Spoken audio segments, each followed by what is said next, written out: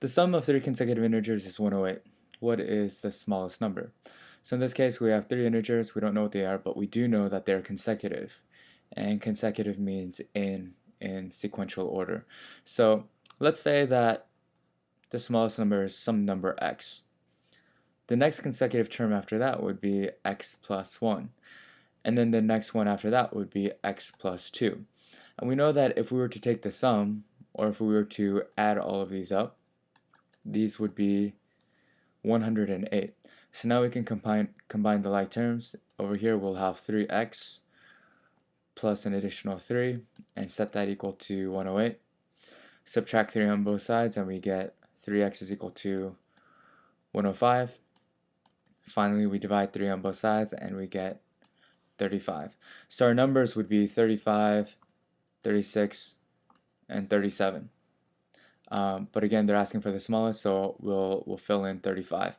Now, one thing to take note of, they're asking for the smallest number, and that's why I'm setting x to be the smallest number.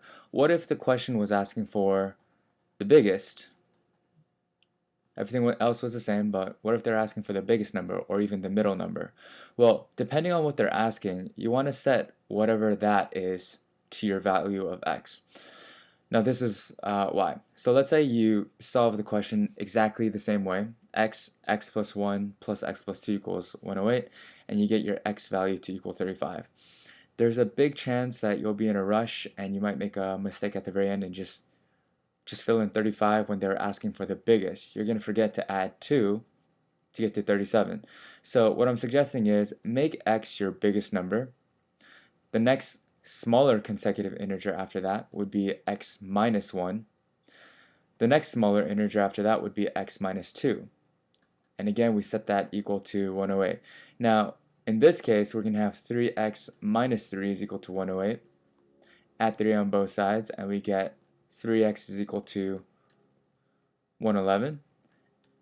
Divide 3 on both sides, and we get x is equal to 37. So we get the biggest number, or the biggest integer off the bat. So hopefully you understand what I mean by setting x equal to whatever they're actually asking you for. In the original equation, we set x equal the smallest number, because that's what they were asking for.